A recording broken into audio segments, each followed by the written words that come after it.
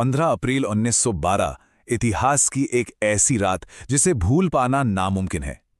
ये वो दौर था जिसे गिल्डेड एज कहते हैं, जब इंसानों को लगने लगा था कि तकनीक आ गई है, अब तो हम प्रकृति को भी अपनी मुट्ठी में कर सकते हैं। आज के इस विश्लेषण में हम समंदर की गहराइयों में दफन एक ऐसे राज की बात करेंगे जिसे सुनकर आज भी रोंगटे खड़े हो जाते हैं। मतलब ये कहानी सिर्फ एक जहाज के डूबने की नहीं है, बल्कि ये कहानी है इंसानी घमंड, तकनीकी अंधविश्वास और किस्मत के एक खौफनाक खेल की। अब जरा इस वाक्य पर गौर कीजिए। इसे भगवान भी नहीं डुबा सकता। ये कोई आम बात नहीं थी। ये वो खौफनाक दावा था जो टाइटैनिक के लिए बड़े फख्र से किया गया था। ये इंसानी घमंड की बिल्कुल चरम सीमा थी। पर क्या किसी को भी इस बात का जरा सा भी अंदाजा था कि महज 2 घंटे 40 मिनट के अंदर ये विशालकाय जहाज समंदर में हमेशा के लिए समा जाएगा? बिल्कुल नहीं। तो चलिए इसकी गहराइयों में उतरते हैं। 1900 के दशक में दुनिया बहुत तेजी से बदल रही थी। उस वक्त जहाज़ों की दुनिया में क्यूनार्ड लाइन और उनके मशहूर जहाज लुसिटानिया का बहुत बड़ा दबदबा था।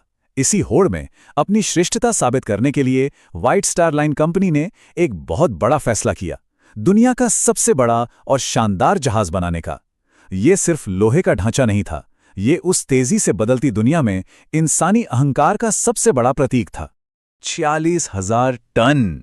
ये नंबर सुनने में भले ही आम लगे, लेकिन 882 फीट लंबे इस जहाज के वजन की अगर आज के समय से तुलना करें तो ये किसी गगनचुंबी इमारत के बराबर था। सोचकर देखिए, समंदर पर तैरता हुआ लोहे का एक विशालकाय पहाड़। इसके अकल्पनीय आकार को देखकर ही समझ आ जाता है कि ये अपने समय का सबसे बड़ा अजूबा था। इसे तैरता हुआ महल ऐसे ही हवा में नहीं कहा जाता था। इसके अंदर वो सब कुछ था जो उस समय के किसी 5 स्टार होटल में भी शायद ही मिले। बेहतरीन लग्जरी कमरे, एक शानदार स्विमिंग पूल, जिम, राजशाही अंदाज वाली वो बड़ी बड़ी सीढ़ियां और खाने के लिए आलीशान रेस्टोरेंट। ये सुविधाओं का एक ऐसा लेवल था जो पहले किसी ने समंदर के बीचों बीच सोचा भी नहीं था। और पता है, आज के हिसाब से इसके फर्स्ट क्लास टिकट की कीमत लगभग $1,00,000 के बराबर थी। जी हां, $1,00,000। लेकिन इस चकाचौंध के पीछे एक बहुत कड़वा सच भी छुपा था।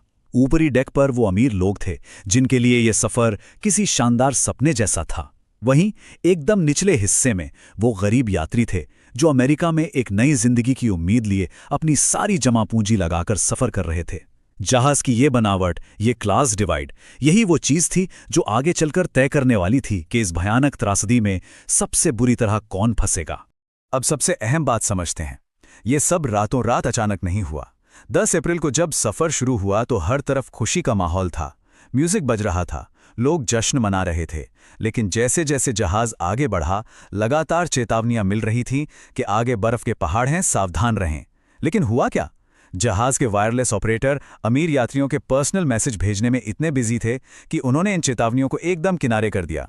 यहां तक कि कप्तान एडवर्ड स्मिथ ने भी इन्हें गंभीरता से नहीं लिया।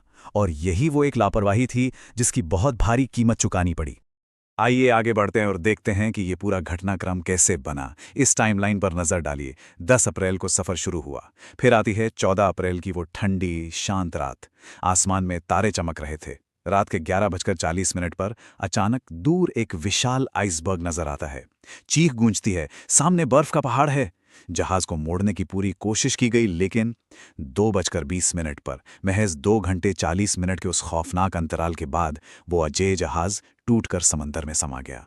हैरानी की बात तो यह है कि जब टक्कर हुई तो ऊपरी डेक पर बैठे लोगों को लगा कि बस एक हल्का सा झटका लगा है, सब नॉर्मल है। लेकिन इस छोटे से झटके ने एक बहुत ही जानलेवा सच को छुपा लिया था। नीचे टक्कर की वजह से जहाज के रिवेट्स टूट चुके थे और भयंकर स्पीड से पानी अंदर आ रहा था। जहाज के वाटरटाइट कंपार्टमेंट्स ऊपर से खुले थे, बिल्कुल किसी आइस क्यूब ट्रे की तरह। एक डिब्बा भरा तो पानी छलककर दूसरे में जाने लगा। नीचे मौजूद इंजीनियर्स उसी पल समझ गए थे कि जिसे कभी न डूबने वाला जहाज कहा गया था, अब उसको अंत तय है। और अब आता है इस पूरी त्रासदी का सबसे दिल दहला देने वाला हिस्सा। जहाज पर 2200 लोग सवार थे, पूरे 2200 लोग। लेकिन लाइफ बोट्स सिर्फ और सिर्फ आधे यात्रियों के लिए ही थीं। ऐसा क्यों हुआ? क्योंकि उस वक्त के बोर्ड ऑफ ट्रेड के नियम जहाज पर मौजूद यात्रियों की संख्या के हिसाब से नहीं, बल्कि जहाज के वजन के हिसाब से लाइफ बोट्स तय करते थे। ये एक ऐसी भयानक कानूनी खामी थी जिसने बिना जाने ही आधे लोगों की मौत का फरमान पहले ही लिख दिया था। ये सोचकर ही दिल टूट जाता है कि उस वक्त डेक पर अफरा तफरी का क्या आलम रहा होगा। शुरू में तो लोगों को यकीन ही नहीं हुआ कि टाइटैनिक डूब सकता है। इसी वजह से कई लाइफ बोट्स आधी खाली ही पानी में उतार दी गईं। कुछ रसूखदार यात्रियों ने पैसे देकर अपनी जगह बचा ली, लेकिन निचले डेक के बेबस यात्री वहीं अंदर फंसे रह गए। चारों तरफ खौफ और चीख पुकार मची थी, और इन सब के बीच दहशत को कम करने के लिए जहाज का म्यूजिक बैंड अपने आखिरी पलों तक लगातार धुन बजाता रहा। उस खौफनाक रात में 1500 से भी ज्यादा लोगों ने अपनी जान गंवा दी, और सच कहें तो इनमें से ज्यादातर की मौत डूबने से नहीं हुई थी। समंदर के पानी का तापमान -2 डिग्री सेल्सियस था। इस जमा देने वाले पानी में गिरने के बाद हाइपोथर्मिया के कारण लोगों ने कुछ ही मिनटों में दम तोड़ दिया। दुनिया का वो सबसे बड़ा जहाज हजारों अधूरी कहानियां लेकर खामोशी से समंदर में खो गया। लेकिन एक सवाल जो बार बार उठता है, क्या यह सिर्फ एक हादसा था? इस भयावह घटना के बाद से ही ये पूरी त्रासदी कई अनसुलझे रहस्यों और अलग-अलग थ्योरीज के बीच घिर गई। आइए इसे समझते हैं। अब इस जानकारी के बारे में सबसे दिलचस्प बात यह है कि इतनी बड़ी त्रासदियां अक्सर कई कॉन्स्पिरेसी थ्योरीज को जन्म देती हैं। ये आज तक साबित नहीं हुई हैं, लेकिन चर्चाओं में हमेशा रहती हैं। पहली थ्योरी ये कहती है कि बड़े इंश्योरेंस पेआउट के लिए जहाज को जानबूझकर खतरे में डाला गया, और दूसरी, जिसे द ओलंपिक स्विच कहते हैं, ये मानती है कि असली टाइटैनिक की जगह पहले से डैमेज्ड उसके सिस्टर शिप ओलंपिक को चुपके से भेज दिया गया था। हम यहां इनमें से किसी भी थ्योरी का समर्थन नहीं कर रहे हैं, बल्कि सिर्फ ये देख रहे हैं कि कैसे ये घटना आज भी लोगों के दिमाग में इतने सारे सवाल खड़े करती है। इस भयानक रात के पूरे 73 साल बाद साल 1985 में जाकर कहीं टाइटैनिक का मलबा मिल पाया, और ये भी कोई रेगुलर खोज नहीं थी।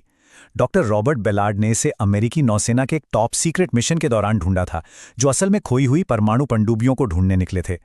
समंदर की सतह से 12,500 फीट नीचे घुप अंधेरे में ये विशाल जहाज 2 टुकड़ों में बिल्कुल शांत पड़ा था।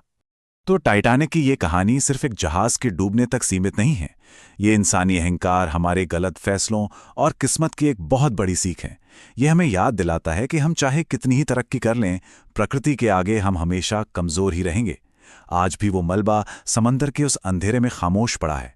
न जाने और कितने ऐसे राज समेटे हुए जो शायद कभी सतह पर आ ही ना पाएं। सोचने वाली बात यह है कि क्या हम इंसानों ने वाकई इस त्रासदी से कुछ सीखा है, या हम आज भी किसी नए न डूबने वाले जहाज को बनाने के घमंड में जी रहे हैं।